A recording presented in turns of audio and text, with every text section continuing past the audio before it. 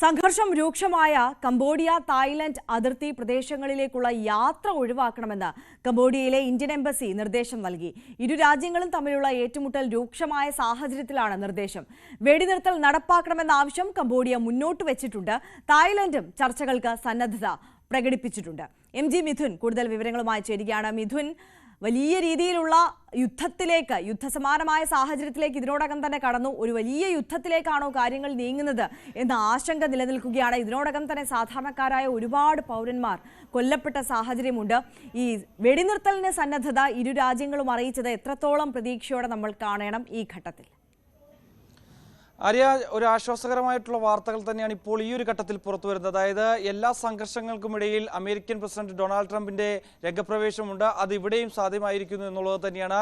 ഇരു രാജ്യങ്ങൾക്കും കർശന നിർദ്ദേശം നൽകി. വ്യാപാര കരാർ റദ്ദാക്കുന്നതടക്കമുള്ള ഭീഷണി സ്വരം ട്രംപിന്റെ ഭാഗത്തു നിന്ന് വന്നതിന് പിന്നാലെ തായ്ലാൻഡും ഒപ്പം തന്നെ കംബോഡിയയും ഈ സീസ്ഫയറുമായി ബന്ധപ്പെട്ടുള്ള ചർച്ചകൾക്ക് തയ്യാറാണ് എന്നുള്ള അറിയിപ്പ് വൈറ്റ് ഹൗസിനെ അറിയിച്ചു എന്നുള്ള ഒരു പ്രധാനപ്പെട്ട വിവരങ്ങൾ കൂടി ഈ ഒരു ഘട്ടത്തിൽ പുറത്തു വരുന്നു. അങ്ങനെയെങ്കിലും ഒരു സമാധാനത്തിലേക്ക് ഇരു രാജ്യങ്ങളും പോകുമെന്നുള്ള കാര്യം നമുക്ക് പ്രതീക്ഷിക്കുകയും ചെയ്യാം. ഇന്ന് 4ാം ദിവസമാണ് ഈ സംഘർഷം ആരംഭിച്ചിട്ട്. ഇതിനിടെ 33ഓളം പേർ ഇരു രാജ്യങ്ങളുമായി കൊല്ലപ്പെട്ടിട്ടുണ്ട്. അതായത് 19 പേർ തായ്ലൻഡിലും 13 പേർ കംബോഡിയയിലും ഈ ഒരു സംഘർഷത്തിന്റെ ഭാഗമായി കൊല്ലപ്പെടുന്ന സ്ഥിതിവിശേഷം. അതായത് അതിർത്തി മേഖലയിൽ ആദ്യം ആക്രമണം നടത്തിയത് കംബോഡിയ ആണെന്നുള്ള ഒരു ആരോപണമാണ് തായ്ലൻഡിന്റെ ഭാഗത്തൊന്നും ഉണ്ടാവുകയും ചെയ്തത്. അതിന് പിന്നാലെ ടാങ്കറുകളും ഒക്കെ ഉപയോഗിച്ചുകൊണ്ട് ഒരു കരയുദ്ധത്തിലേക്ക് നീങ്ങുന്ന സമാനമായ സാഹചര്യം അവിടെ ഉടലെടുക്കുകയും വലിയ രീതിയിൽ F-16 വിമാനങ്ങൾ ഉപയോഗിച്ചുകൊണ്ട് ഇതിനെ പ്രതിരോധിക്കുന്നതിന് വേണ്ടിയുള്ള ശ്രമങ്ങൾ തായ്ലൻഡ് ഭാഗത്തുനിന്നുമൊക്കെ ഉണ്ടാകുന്ന കാഴ്ച അല്ലെങ്കിൽ അത്തരത്തിലുള്ള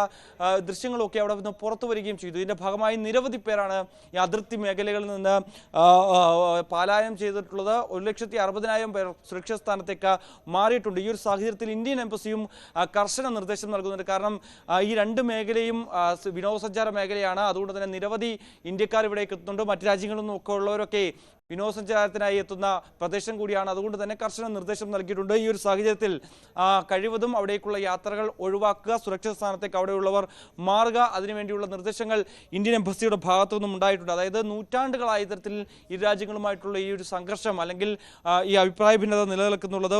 അതായത് ഒരു രണ്ട് പുരാതന ക്ഷേത്രങ്ങളുമായി ബന്ധപ്പെട്ടുള്ള തർക്കമായിരുന്നു അന്ന് 12ാം നൂറ്റാണ്ടിൽ തുടങ്ങിയ പ്രശ്നമാണ്. അതിപ്പോഴും നിലനിൽക്കുന്നുണ്ട് എന്നുള്ളതാണ്. ഇത്രയും നൂറ്റാണ്ടുകൾ കഴിഞ്ഞിട്ട് പോലും ആ ഒരു വൈര്യം ഇരു രാജ്യങ്ങൾക്കുമിടയിൽ മാറുന്നില്ല എന്നുള്ളതാണ്. ഈ അതിർത്തി 812ഓളം കിലോമീറ്റർ ദൂരത്തോളം ഈ ഇരു രാജ്യങ്ങളും ഈ അതിർത്തി പങ്കിടുന്നുണ്ട്. ആ മേഖലയിലാണ് വലിയ രീതിയിൽ സംഘർഷം രൂക്ഷമാകുന്നത്. ഇന്ന് 4ാം ദിനമാണ്.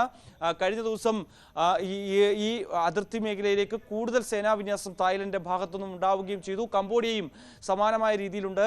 അതായത് കുഴിബോംബുകൾ വെച്ചുള്ള സ്ഫോടനമായിരുന്നു ആദ്യം ഉണ്ടായത്. ഇതിൽ 2 സൈനികർ കൊല്ലപ്പെടുകയായിരുന്നു. ഇതാണ് പിന്നീട് കുറച്ചുകൂടി ഈ ഒരു സംഘർഷം മൂർച്ഛിക്കാനുള്ള സാഹചര്യത്തിലേക്ക് അല്ലെങ്കിൽ അത്തരത്തിലൊരു നടപടിയിലേക്ക് പോവുകയും ചെയ്തത്. തുടർന്ന് F-16 വിമാനങ്ങൾ ഉപയോഗിച്ചുകൊണ്ടൊരു വ്യോമ ആക്രമണം തായ്ലൻഡിന്റെ ഭാഗത്തുനിന്നും ഉണ്ടാവുകയായിരുന്നു. ഇതിൽ നിരവധി പേർ കൊല്ലപ്പെടുകയും ചെയ്തു. നിരവധി പേർക്ക് പരിക്കേറ്റുകയും ചെയ്തിട്ടുള്ള വിവരങ്ങൾ അന്താരാഷ്ട്ര മാധ്യമങ്ങൾ റിപ്പോർട്ട് ചെയ്യുന്നുണ്ട്. എന്തായാലും നിലവിൽ ട്രംപിന്റെ ഇടപെടൽ വരുന്നു. ട്രംപ് ട്രൂത്ത് സോഷ്യൽ കൂടി കുറിച്ചതുപോലെ തന്നെ ഇരു രാജ്യങ്ങളും ഈ സീസ് ഫയറിന് തയ്യാറായിരിക്കുന്നു. അവർ ചർച്ചകൾക്ക് തയ്യാറാണെന്ന് അറിയിച്ചിട്ടുണ്ട്. അതുകൊണ്ട് തന്നെ ഉടൻ ഇരു രാജ്യങ്ങൾക്കുമിടയിൽ സമാധാനം പുനഃസ്ഥാപിക്കാനാകും, അല്ലെങ്കിൽ കടുത്ത നടപടികളിലേക്ക് നീങ്ങുമെന്നുള്ള ശക്തമായ മുന്നറിയിപ്പും അമേരിക്കൻ പ്രസിഡന്റ് മുന്നോട്ട് വെക്കുന്നുണ്ട്. ആര്യ, സമാധാനം പുനഃസ്ഥാപിക്കാനാകട്ടെ എന്ന് നമുക്ക് പ്രതീക്ഷിക്കാം. MG മിഥുനാണ് വിശദാംശങ്ങളുമായി ചേർന്നത്.